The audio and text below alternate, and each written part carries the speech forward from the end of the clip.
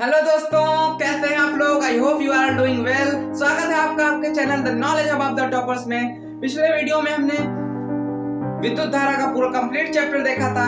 आज के इस वीडियो में हम देखेंगे विद्युत धारा का चुंबकीय प्रभाव क्या होता है। तो चलिए वीडियो को शुरू करते हैं। तो देखिए, विद्युत धारा जहाँ होती है वहाँ आवेश होता है, और मैंने आपको बताया था आवेश एक मूल कण है। जहाँ आवेश होगा वहाँ विद्युत क्षेत्र होगा, चुंबकीय क्षेत्र होगा।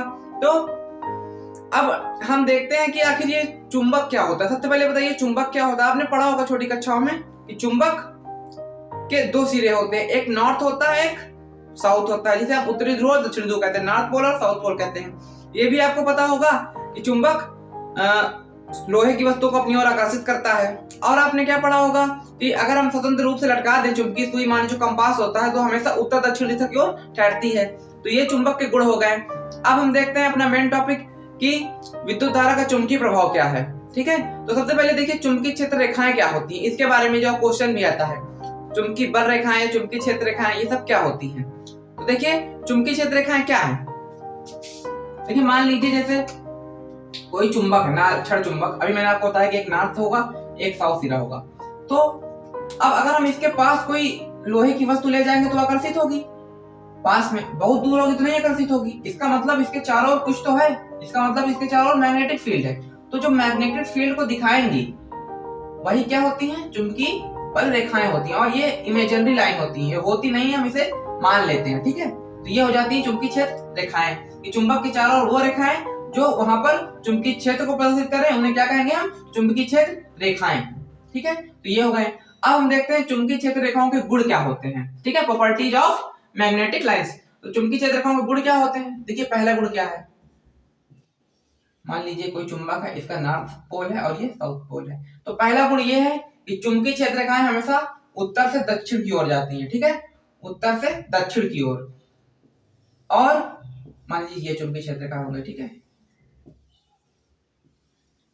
लेकिन चुंबक के बाहर तो उत्तर से दक्षिण की ओर जाती है, लेकिन अंदर दक्षिण से उत्तर की ओर होती हैं। तो ये हो जाएगा दूसरा नियम कि बाहर उत्तर से दक्षिण और अंदर दक्षिण से उत्तर। दूसरा क्या हो जाएगा कि चुंबकीय क्षेत्र का कभी एक दूसरे को काटती नहीं है। आपने देखा ना, ये है ये अलग, मतलब काटती नहीं है। अब ऐसा क्यों नहीं काटती है। मान लीजिए चुंबकीय क्षेत्र ऐसे है और ऐसे है, अगर काट दे तो इसका मतलब यहाँ पर तो दो चुंबकीय दिशाएं बन जाएगी ना, एक इस दिशा की ओर संकेत करेगा, एक इस दिशा की ओर संकेत करेगा। ऐसा संभव नहीं है। अगर हम एक बिंदु लें तो इस पर सिर्फ एक ही डायरेक्शन खींची जा सकती है, लेकिन अगर ये काट देंगी तो एक बिंदु पर हम दो डायरेक्शन खींच सकते हैं, जो कि संभव नहीं है। तो ये हो गया तीसरा गुण। और चुंबकीय क्षेत्र रेखाओं के क्या गुण हो सकते हैं। और चुंबकीय क्षेत्र रेखाओं के ये गुण है कि जैसे जैसे हम दूर जाते हैं चुंबकीय क्षेत्र रेखाओं की संख्या कम होती जाती है।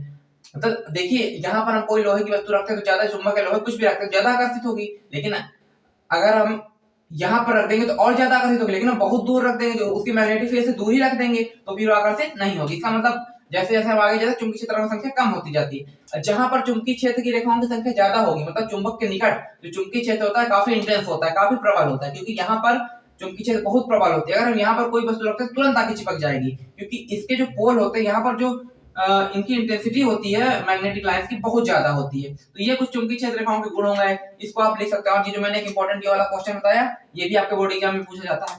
अब हम समझते हैं कि एक सीधे धारावाही चालक के कारण चुंबकीय क्षेत्र कैसे होता है। सीधे धारावाही चालक का मतलब क्या होता है।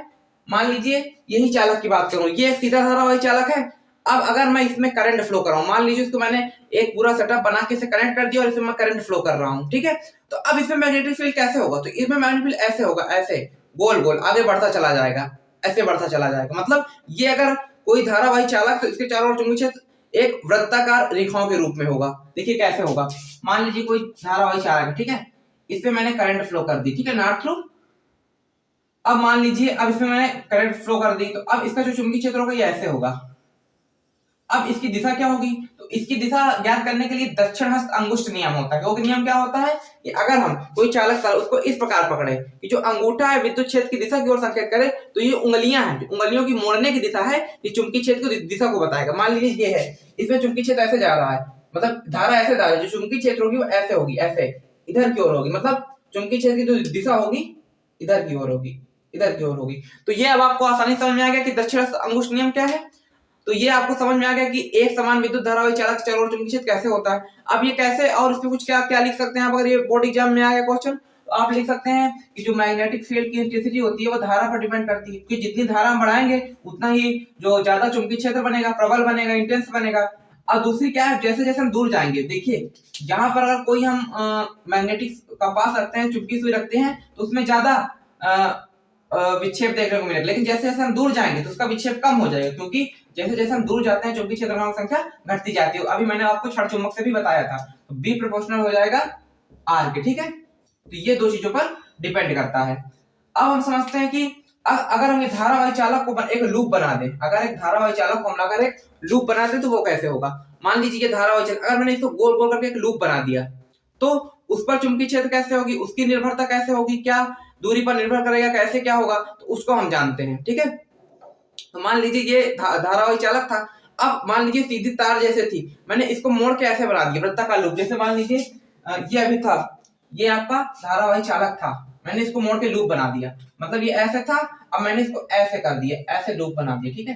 तो अब इसके दो सिरे हो जाएंगे, देखो एक सिरा ऐसे था, इसको मैंने ऐसे, इसको मैंने मोड़ के ऐसे बना दिया, ये है एक ही है, ठीक है। अभी ये देखो, अब इसका मतलब अगर मैंने ऐसे बहाया तो धारा ऐसे बह रही थी, मान लीजिए धारा सीधा जा रही थी, लेकिन जैसे मैंने मोड़ा तो इधर तो धारा ऐसे हो जाएगी ना। तो अभी मैंने बताया आपको कि अब हम इसमें दक्षिण अंगुष्ठ नियम लगाएं, अगर धारा ऐसे बह रही है तो चुंबकीय क्षेत्र ऐसे होगा ना, पूरा ऐसे गोल गोल घूमता हुआ अंगुलियों की दिशा में, तो ऐसे ऐसे पूरा चुंबकीय क्षेत्र होगा, ऐसे ऐसे, ठीक है। अब इधर देखो, इधर धारा नीचे बह रही है तो चुंबकीय क्षेत्र इधर क्यों होगा, देखिए मेरा उंगली किस तरफ मुड़े रही है, ऐसे मुड़ रही है ना, धारा तो ऐसे जा रही है, उंगलियां ऐसे मुड़ रही है, इसका मतलब जो चुंबकीय क्षेत्र इसमें होगा वो ऐसे होगा, पूरा गोल गोल। थोड़ा ये चित्र बन गया, लेकिन आप समझ लेना कि ऐसे होंगे, इसमें ऐसे होंगे। तो अब हम जब बीच में देखेंगे तो बीच में आपस में मिल जाएंगी रेखा, है ना, और एकदम एक सीधी रेखा के बना लेंगे। तो इसका मतलब लिख सकते हैं, अगर इसमें कुछ पॉइंट लिख सकते हैं तो हम आप लिख देंगे कि अगर हम किसी भी धारावाही चालक को मोड़कर एक लूप बना दें तो जो उसमें मैग्नेटिक फील्ड होता है, जो उसमें चुंबकीय क्षेत्र होता है, वो भी इसी नियम के अनुसार होता है, लेकिन एक तरफ होता है दूसरी दिशा में, एक तरफ होता है उसकी विपरीत दिशा में। लेकिन अगर हम केंद्र की बात करेंगे, इसका सेंटर है ना लूप का, तो उसमें एक सीधी रेखा की भांति प्रतीत होता है ये नियम। और इसमें आप लिख सकते हैं कि जैसे जैसे हम चुंबक से जैसे जैसे हम इस चालक से दूर जाते जाएंगे चुंबकीय क्षेत्र कम होता जाएगा। इसका मतलब क्या है, चुंबकीय क्षेत्र कम हो रहा है, इसका मतलब क्या है, जो क्षेत्र रेखाएं हैं, जो चुंबकीय क्षेत्र रेखाएं हैं वो भी कम होंगी।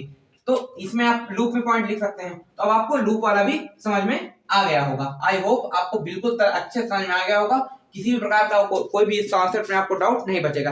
अब हम क्या करें, अब जो हमने लूप बनाया था, इस लूप को क्या लें, एक मान लीजिए कि हम ले लें कार्डबोर्ड ले लें, उसमें हम इसको लपेट दें, ठीक है। तो क्या होगा, मान लीजिए हमने इसको ऐसे लपेट दिया, वो एक लूप था, बहुत सारे ऐसे करके लूप लपेट दिए, और इसको हमने क्या कर दिया, कनेक्ट कर दिया किससे, एक मान लीजिए हमने सोर्स से कनेक्ट कर दिया, ठीक है। तो ये क्या हो जाएगा, तो अगर हम पास पास लिपटे विद्युत रोधी तांबे के तारों की कुंडली बनाए, बेलनाकार कुंडली बनाए, तो ये क्या हो जाती है, धारावाही कुंडली। तो अगर लूप को लपेट दिया जाता है तो क्या बन जाती है, धारावाही कुंडली, ठीक है।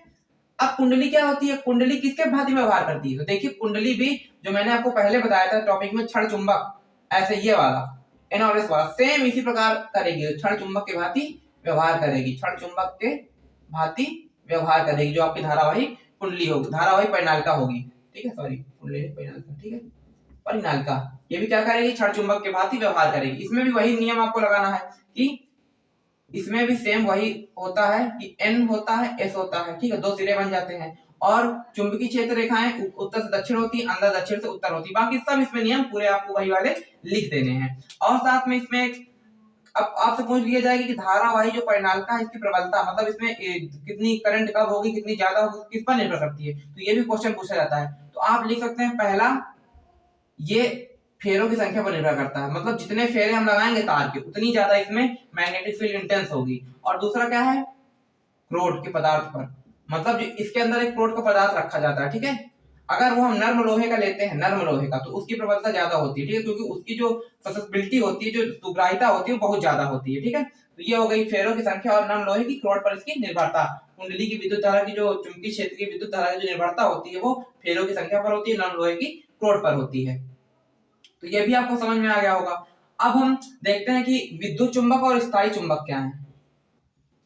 तो स्थायी चुंबक का मतलब जो नेचुरल रूप से पूरी तरीके से चुंबक होते हैं, ये क्या होते हैं, अब देखिए जैसे धारावाही परिणालिका, इसके अंदर जब नम लोहे का क्रोड रखा तो उसके अंदर चुंबक का गुण आ गया, वो कैसे हुआ, जब हमने इसमें धारा प्रवाहित किया। अगर धारा बंद कर देंगे तो चुंबक की बात व्यवहार ही नहीं करेगा। जब तक इसमें करंट फ्लो हो रही है तब तक एक अंदर जो है वो मैग्नेट रहेगा इसमें। तो ये हो जाएगा आपका ये हो जाएगा विद्युत चुंबकीय धारावाही पैनल का वाला। इसमें क्या है, अगर हम धारा बंद कर देते हैं चुंबक खत्म हो जाता है, जबकि इसमें स्थायी रूप से बना रहता है।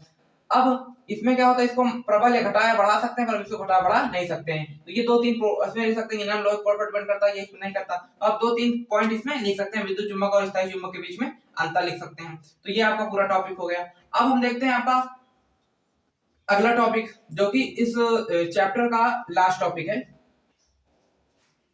कि जो आपके घरों में जो पूरा सेटअप होता है, घरेलू विद्युत परिपथ होते हैं जो आपके घर में लगाए जाते हैं इलेक्ट्रो सर्किट, वो क्या होते हैं। तो उनमें देखिए 3 प्रकार की तारें होती हैं।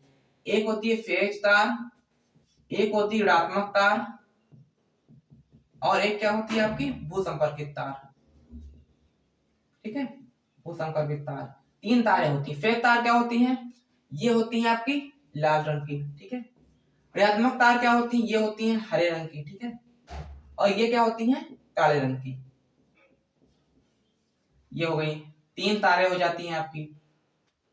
और साथ में इसमें आप और क्या लिख सकते हैं कि अब देखिए ये जो होती है प्लस होती है, ये निगेटिव होती है, और ये अर्थ से होती है। आपने देखा होगा घरों में एक जिसे अर्थिंग कहते हैं, अर्थिंग वायर, ये अर्थिंग वायर होती है। इसका काम क्या होता है, तो मान लीजिए कभी ऐसी कंडीशन आ जाए कि इसमें विद्युत धारा का मान अधिक हो जाए, तो जो अतिरिक्त धारा होती है वो जमीन में चली जाती है, जो आवेश होता है जमीन में चला जाता है, ताकि जो परिपथ होता है वो सुरक्षित हो जाता है। तो ये भू संपर्क काम का अर्थिंग वायर का काम हो गया। ठीक है, अब एक होता है लघु पथन, मतलब शॉर्ट सर्किट। क्या होता है शॉर्ट सर्किट, कब होता है, जब फेज और कभी एक ऐसी कंडीशन आ जाए कि फेज तार और ऋणात्मक तार आपस में मिल जाए, तो क्या होता है उस समय धारा का मान इतना अत्यधिक बढ़ जाता है कि जो सर्किट होता है वो काम करना बंद कर देता है, मतलब शॉर्ट सर्किट हो जाता है। ठीक है, शॉर्ट सर्किट तो वही कहलाता है जब फेज और तार ऋणात्मक तार आपस में मिल जाए। आपने घरों में देखा होगा कि अगर आप मान लीजिए 2 तार लगी हुई है, लाल और हरी वाली, आप उसको टच कर, बहुत तेज चिंगारी लगाते हैं, कभी टच नहीं करना पहली बार, ये खतरनाक हो सकता है। तो ये हो जाता है आपका शॉर्ट सर्किट। शॉर्ट सर्किट भी मैंने आपको समझा दिया। अब फ्यूज क्या होती है, तो फ्यूज एक तरह से हाई रेजिस्टेंस वाली एक डिवाइस होती है, जिसका यूज हम क्या कहते हैं, ये शॉर्ट सर्किट से बचने के लिए किया जाता है। उसमें क्या होता है कि जैसे ही शॉर्ट सर्किट होती है तो जो फ्यूज लगा होता है वो पहले पूरा पिघल जाता है, पूरा मेल्ट हो जाता है, जिसके कारण परिपथ में जो धारा होती है उसका प्रवाह बंद हो जाता है और हमारा जो परिपथ होता है वो सुरक्षित हो जाता है। तो ये कुछ सुरक्षा की युक्ति है। तो अब आपको मैं उम्मीद करता हूं कि ये पूरा चैप्टर मैंने A1 शॉर्ट में बनाया है, और जिन बच्चों ने पहले नहीं पढ़ा है उनका भी अच्छे से तैयार हो जाएगा, जिन्होंने पहले पढ़ा रखा उनका कंप्लीट रिवीजन हो जाएगा। तो ऐसे ही मेरे चैनल को सब्सक्राइब कीजिए, लाइक कीजिए, ज्यादा से ज्यादा लोगों तक शेयर कीजिए। मैं आगे ऐसे ही आपके बोर्ड एग्जाम को के लिए यूजफुल वीडियो लाता जाऊंगा। आप जो भी सब्जेक्ट का कहेंगे मैं उस सब्जेक्ट का आपके लिए वीडियो बनाऊंगा। धन्यवाद।